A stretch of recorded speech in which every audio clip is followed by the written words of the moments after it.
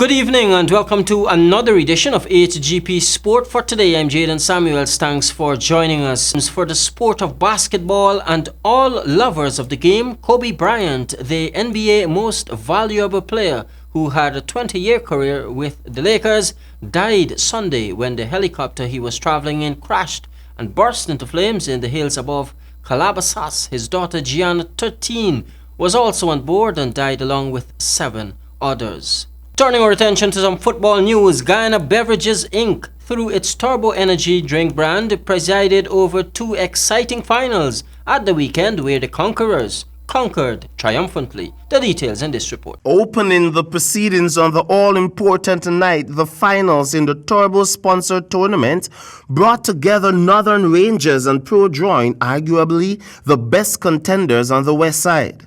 At the sound of the whistle, skills on both sides were evenly matched, and with the clock ticking, it was the Rangers who managed to break the deadlock and ending all hopes Pro Drawing had mustered up of winning, leaving them shoulders down at the end of the 90 minutes.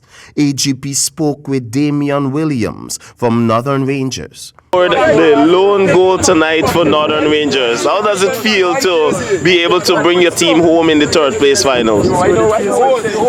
It feels good. When you come into the game, what was your mindset? Well, you don't know.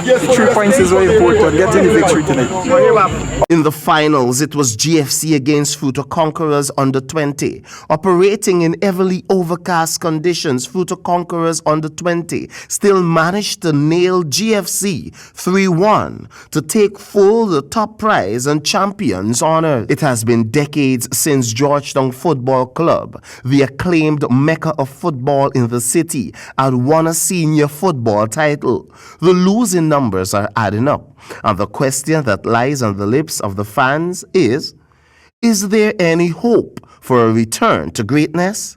The champion Futo Conquerors under 20 pocketed 400,000, with second place GFC bagged 200,000, third place Northern Rangers 100,000, and fourth place Pro Drawing 50,000 Guyana dollars.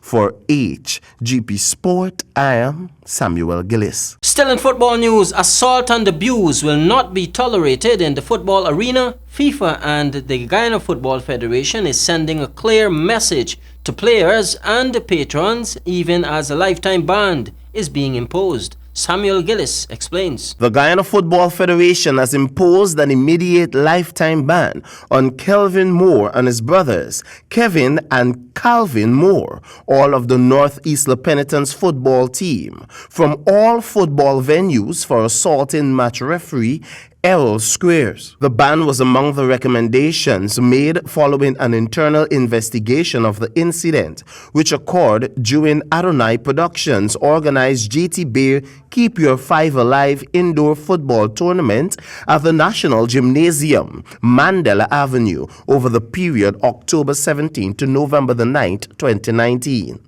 While the matter is engaged in the attention of law enforcement, Errol is receiving treatment for injuries sustained during the assault. Recommendations from the investigation are being tabled, such as promoter or organizer must undertake to provide close security for the match officials in GFF tournaments. Security personnel are to prevent unauthorized entry into the playing area, and security deposit must be made to GFF along with temporary insurance coverage for the players and match officials for the period immediately preceding, during, and immediately after play on match day, among other security-based references.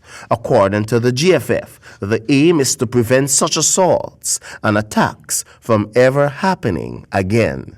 For HGP Sport, I am Samuel Gillis. In some interesting cricket news, following some outstanding performances and figures by the CPL, especially locally, Guyanese can brace themselves for much more this year. So says CEO of CPL, Pete Russell, during an interview at the weekend. The details in this report. The biggest party in sport, the Caribbean Premier League, continues to yield improved figures. No changes will be made to the structure of the games following a productive season in 2019, but fans can look forward to more female involvement in the tournament.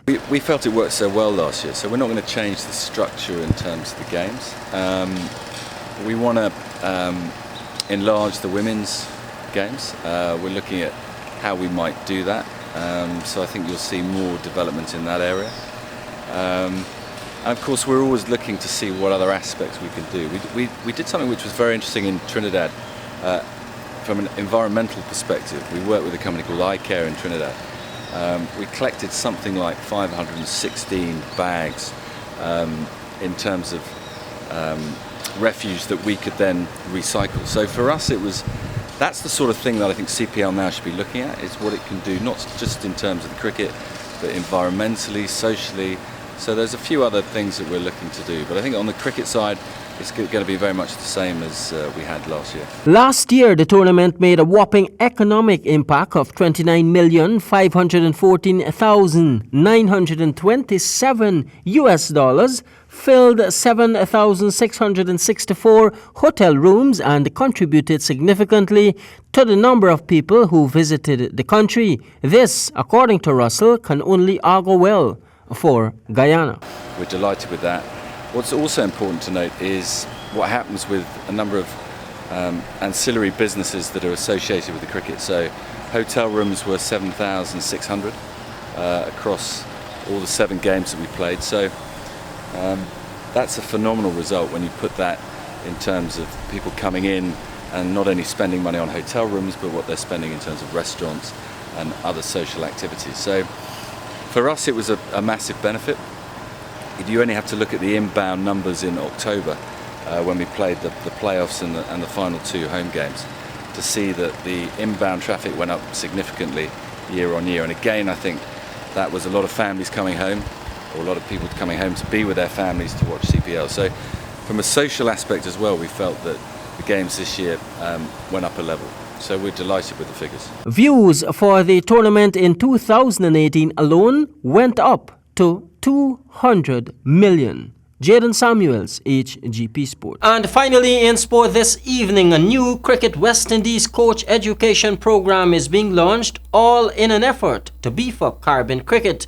Led by West Indies head coach Phil Simmons and director of cricket Jimmy Adams, Cricket West Indies is hosting a West Indies Coaches Forum with regional franchise coaches on Tuesday, January 28 as part of a major initiative to develop the West Indies cricketers and coaches of the future. This forum will be the launchpad for the new Cricket West Indies Coach Education Program, a key part of the new Cricket First strategy and investment plan to develop coaches and players to strengthen cricket in the West Indies for a long-term success. That concludes our cast for this evening. I'm Jadon Samuels, reminding you, as always, say yes to life, yes to sport, and no to drugs. Good night.